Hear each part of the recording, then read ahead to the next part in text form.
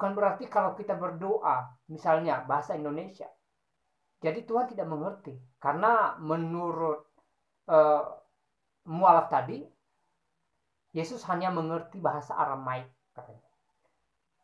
Jadi kalau kita berdoa bahasa Indonesia, ya pastinya Yesus tidak mengerti. Karena kita tidak menggunakan bahasa Aramaik. Kan ini lucu, aneh.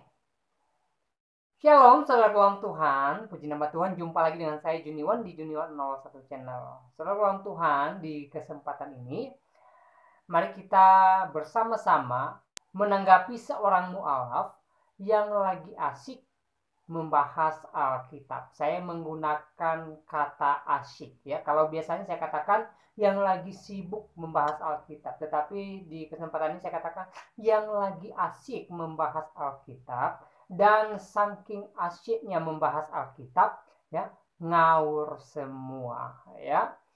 Dan saudara dalam Tuhan, pastikan like dan share video ini supaya video ini dan channel ini berkembang untuk kemuliaan nama Tuhan. Nah, sebelumnya mari kita sama-sama mendengarkan apa yang disampaikan oleh mualaf di video berikut ini.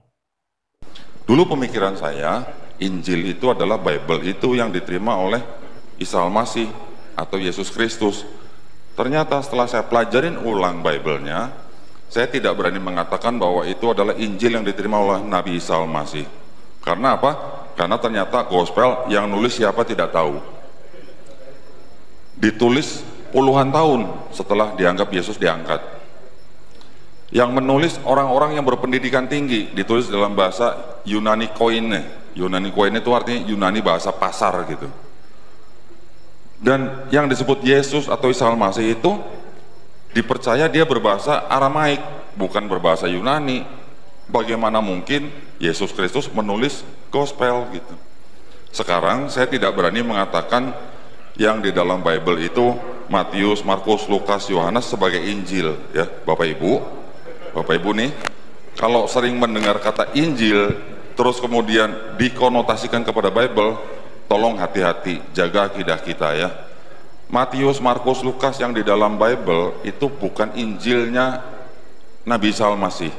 Kita sebut saja gospel ya. Gospel itu dari kata Godspell ya. Itu bukan wahyu yang diterima oleh Isa Al-Masih untuk Bani Israel pada zaman itu adalah hanya biografi ya.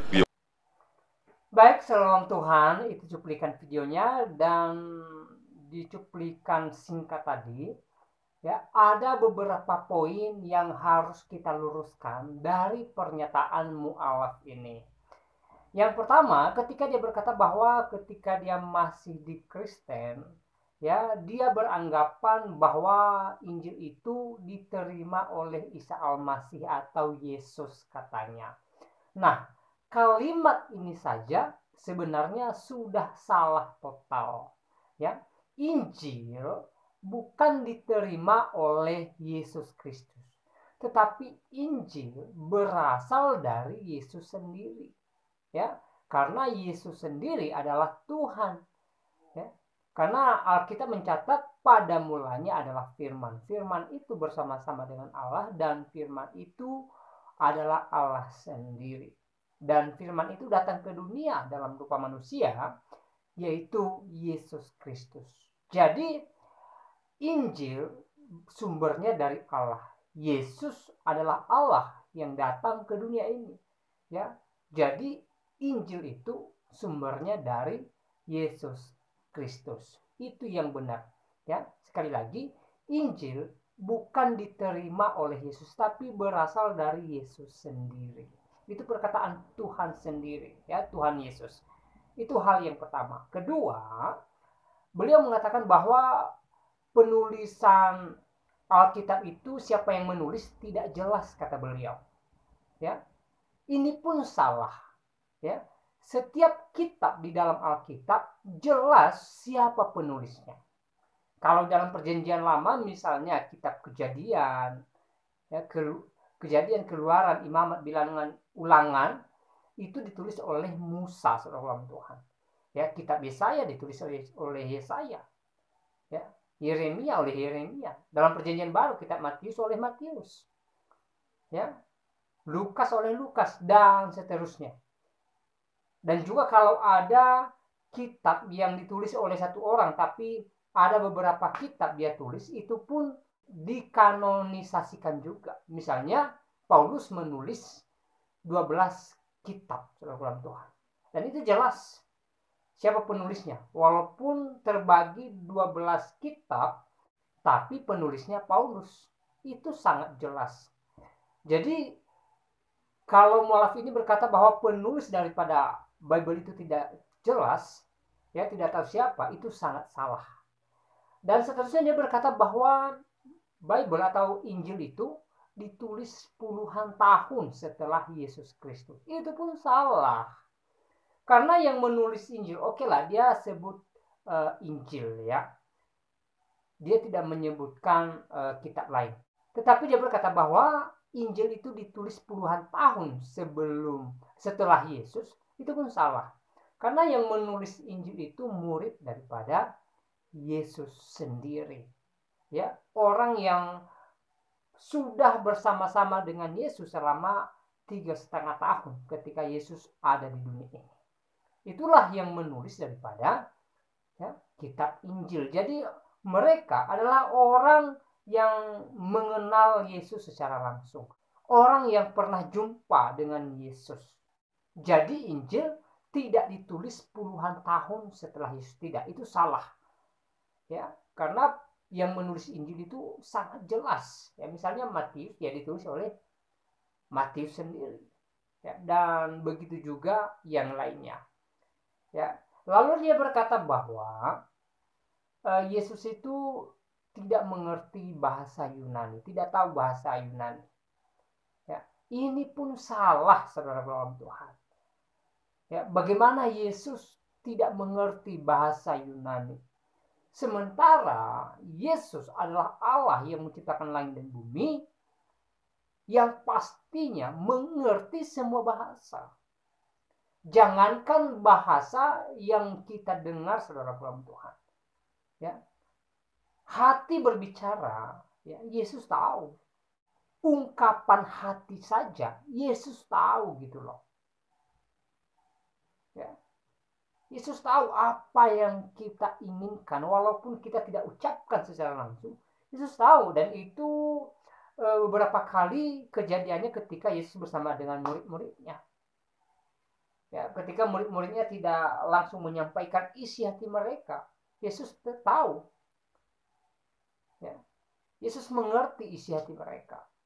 Bayangkan, saudara Tuhan, ya, yang tidak didengar oleh telinga saja, yang hanya disampaikan di dalam hati, Yesus tahu. Apalagi bahasa yang bisa diucapkan, yang bisa kita dengar.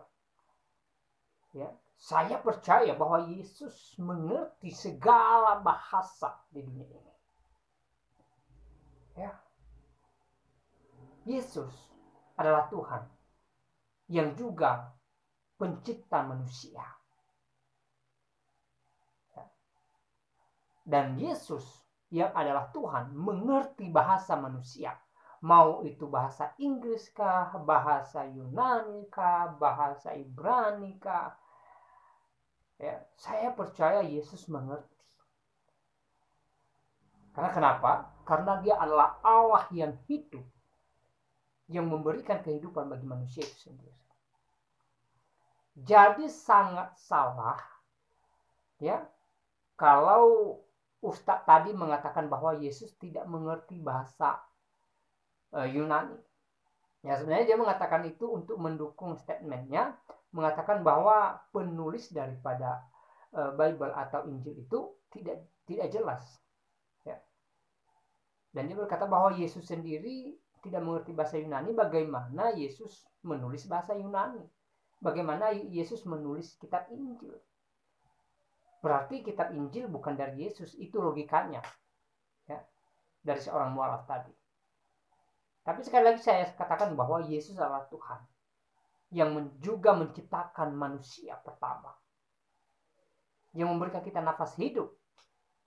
Dan saya percaya bahwa Yesus mengerti segala bahasa. Jangankan bahasa Yunani, seluruh bahasa di dunia ini Tuhan tahu, Tuhan mengerti. Ya. Bukan berarti kalau kita berdoa, misalnya bahasa Indonesia, jadi Tuhan tidak mengerti. Karena menurut mualaf tadi, Yesus hanya mengerti bahasa Aramaik katanya.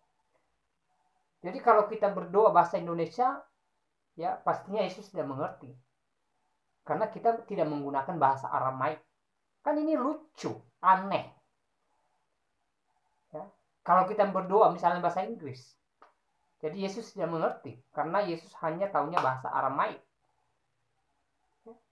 Saudara pulang Tuhan, sekali lagi, Yesus mengerti segala bahasa. Ya. Jadi apa yang disampaikan oleh mualaf di video tadi saya katakan salah. Ya. Makanya alangkah baiknya kalau mualaf ini ya memperdalam ilmunya di agama barunya, tidak lagi sibuk mengurusi Alkitab, kitabnya orang Kristen. Ya, seharusnya mereka belajar memperdalam ya, ilmu agamanya yang dia percaya sebagai ya, agama yang benar, yang dia percaya sebagai kitab yang benar, bukan malah nyinyir dengan Alkitab, yang mana Alkitab adalah kitabnya orang Kristen. Itu bagusnya. Tetapi anehnya mualaf-mualaf kayak gini, ya tidak ada bosan-bosannya nyinyir dengan Alkitab, nyinyir dengan Kristen, walaupun ujung-ujungnya salah semua. Ya. Nah, saudara Tuhan, kiranya penjelasan singkat tadi memberkati kita, dan Tuhan Yesus memberkati kita semua.